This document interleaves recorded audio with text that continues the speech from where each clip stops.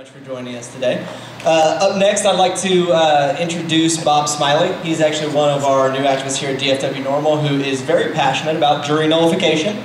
Anybody interested in jury nullification? Yeah? So Bob's going to talk a little bit. He's a little nervous about public speaking, so why don't you give him a hand and make him feel welcome.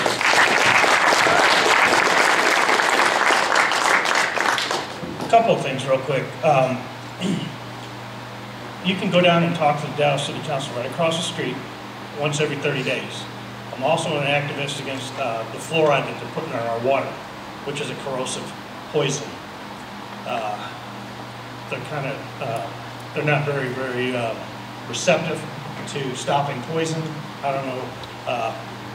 Well, anyway, just got to sign up and go down there and talk to them. One other thing. I'd encourage you to start reading your Bill of Rights. If you don't know your rights, you don't have them.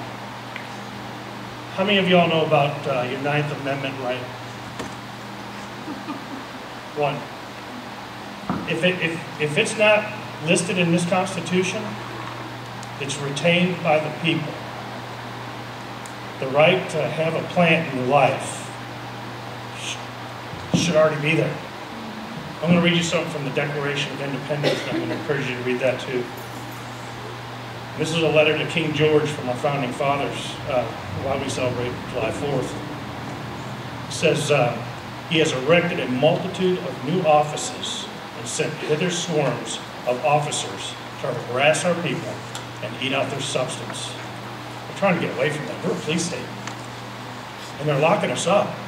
2006. At 1.9 million arrests for drugs. The DEA's got 100 planes.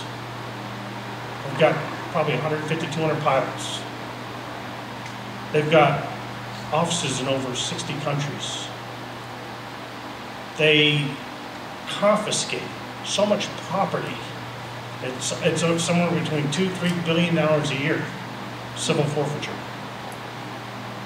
So, what I'm here to talk to you about, how many of you heard me talk about jury nullification at the last meeting? Okay, some of you haven't. Afterwards, I want you to come get this brochure so you can learn about jury nullification. In a nutshell, jury nullification is your right to refuse to enforce bad laws and bad prosecutions. One person on a jury could say not guilty and hang the jury, and that defendant goes home that day. They've got to retry it, knowing they've got a weak case. They've got to drop the charges or reduce the charges. Typically, they reduce the charges down to a misdemeanor and a small fine. And a person's life is ruined. And they're not put in a cage. So when you get something in the mail in the form of a jury summons, that was a gift from your founding fathers. And they wanted you to uphold and protect each and everybody else's rights. Because if your rights are threatened, if somebody's rights are being violated, your rights are threatened. So when you get that notice in the mail, you're going to go down, you're going to go for a jury, and this is what I'm here to talk about today. You're going to go down and they're going to talk to you about,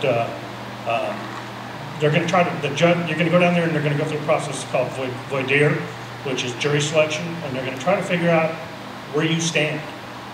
These attorneys want to find out who you are. And they want to know if you're going to be against them or for them. They want a conviction. They want to put people in cages.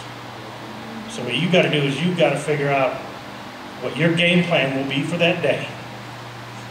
I want you to go to fija.org. I want you to go to the library tab and look up under brochures. There's a little 4-page informational about how to survive this jury selection process. And I'll just give a little bit to you.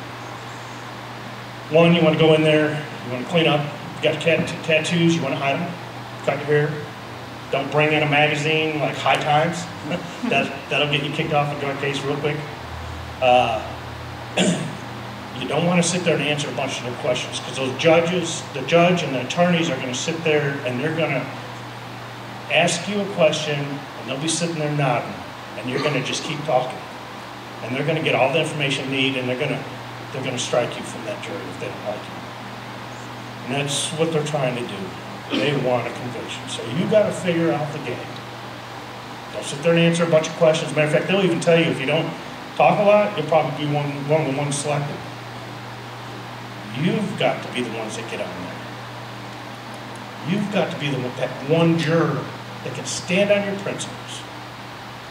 Because there's going to be 11 other jurors in there saying, hey, I want to go home. You need to vote guilty and send this guy off to a cage. You've got to stand on your principles. And be tough and have a plan from beginning to end.